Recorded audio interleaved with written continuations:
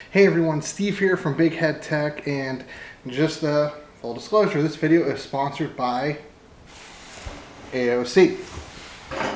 And here's the reason behind that. You guys know about the project I'm working on, hopefully at this point. I reached out to them and said, hey, I have this project. This is kind of what I'm looking for. Do you have something for me? And their response was, yes. We have the perfect monitor for you. And look at the exact model number here.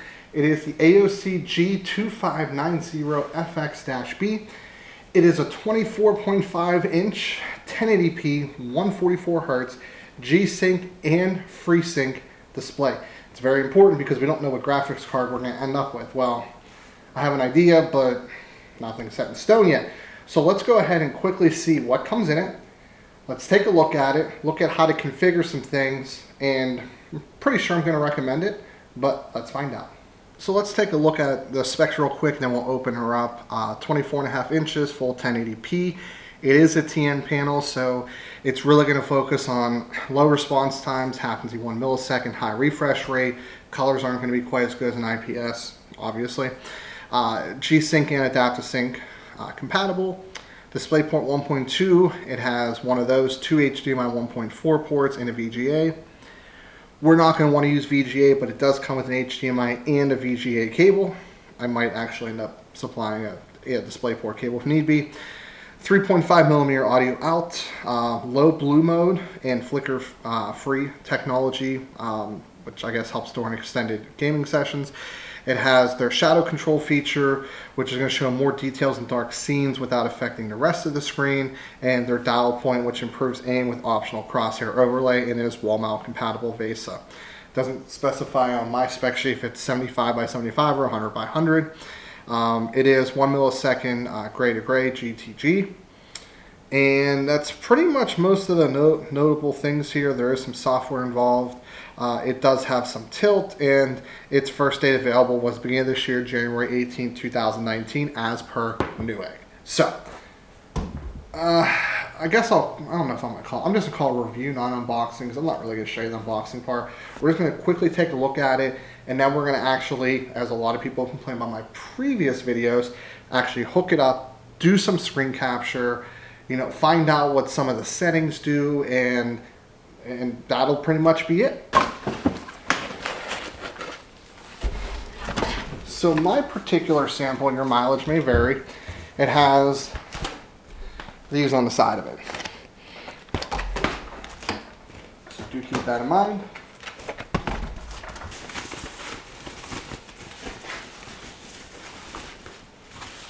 Perfect.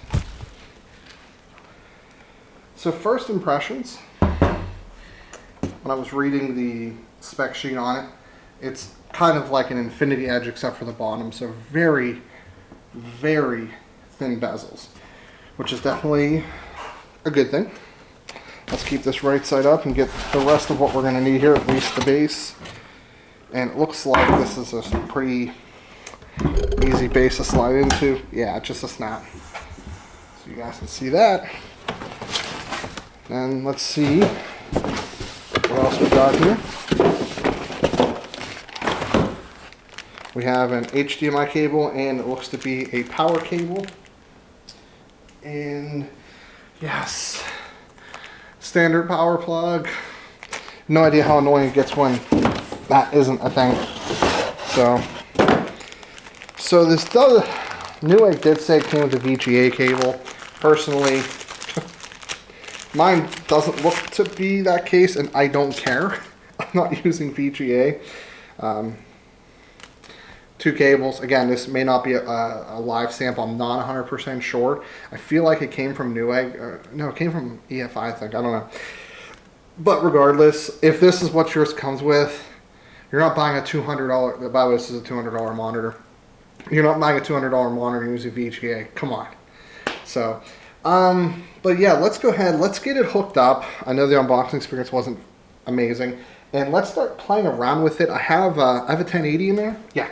So we're going to mess with the G-Sync and maybe with some of the features, how to enable some things, and then give you maybe some impressions.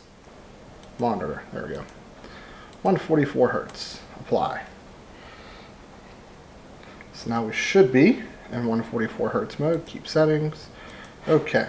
Now on the back corner here, there's like a little nipple. So let's wait for that to go away. If you press straight down, it will turn the monitor on as well. So we can look at luminosity, color setup, picture boost, OSD, that's your on-screen display. We have game mode, low input lag. This is where your low blue mode is, and I suspect also overdrive. We have additional extras. Okay, so that's H frequency. So I thought it was horizontal vertical frequency, but that's in kilohertz, so probably not there. What these different game modes do. So we have here, let me click on it here. So if we turn it off, input lag's on, overdrive's off, low blue mode's off as is dial point. FPS turns, the only thing it does is turn overdrive the weak. RTS pretty much looks to be very similar to off. And then racing has the overdrive mode to medium. Gamer 1, Gamer 2, so these are like presets you can do. Now what we're going to take a look at right now is we're going to look at the Division 2 with FPS setting turned on. And you'll kind of see a quick comparison. It might be hard to really ascertain exactly what the differences are, but I will go over what normal versus FPS mode looks like. So what we here have is on the left is going to be your standard run with no additional changes. And then on the right, what we have is FPS mode, which is going to have a little bit of adjustment to the overdrive settings. And that's pretty much it. From my vantage point, I didn't see a huge difference. What this should do is if you do weak or maybe medium, try to help offset some ghosting a fair bit. I would definitely not recommend setting it to high. I think FPS does have this dialed in. It's very hard to see, but the ghosting is just a little bit better looking to the right versus the left. And it's really nice that it has the ability to do some presets for you that are already calibrated. It's not going to be game breaking, but if you're really looking at the detail, you can notice just subtle changes such as that. We did try Forza Horizon 4, however, it was very choppy with recording, and that's the only racing game that I have, so your mileage may vary, but that runs a medium overdrive setting. So here's the question. Can I recommend this monitor?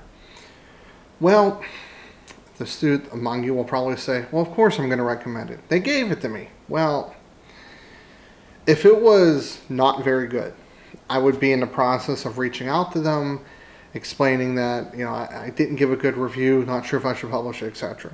Here's the thing. It's a $200 high refresh rate, low response time monitor. It's about where most of them fall, it's like 160 and like 240, okay? It has some settings that are automatically dialed in FPS and racing, and it seems to, from my eye, help a little bit with some of the ghosting, with kind of like anti-ghosting, right? So that's good. You really don't have to fine-tune them. It has basic compatibility. It has all sorts of different inputs. It uses a standard cord. It has the bezel-less sides and top to it. I don't have anything honestly negative to say about it. The reality of it is most of the monitors in this price range are going to deliver probably kind of similar. It's going to be the feature set, the on-screen buttons that are going to change different modes. You know, the bezels, for example, are going to be important. How do the colors look? For a TN panel, I believe it's actually pretty good. It's not IPS level. I'm not going to go that far to say that. But I have a VA panel, and to be honest, these colors look better than my 144 hertz VA panel that I personally use. And I'm really used to 4K IPS. I'm a little bit spoiled in that regard. So this is what I'm going to say. I'm going to put a link in the description below. This was sponsored by them, but I'm still going to give it my opinion. My opinion is a good competitive monitor buy in a space. I haven't done a lot of these, you know, $200 monitor reviews, but it has good reviews on Newegg and Amazon. So that, with the fact of the matter that I have no issues with it and it works fantastic, I'm going to give it a thumbs up as well. So thank you again for AOC for sponsoring this video and helping out the Disabled Veterans Project. As always, guys, like it if you liked it, dislike if you disliked, leave a comment, get subscribed, buy it in the link in the description below because I do get some help from Amazon for that. And as always, this is Steve from Big Head Tech, and I'll see you later on down the road.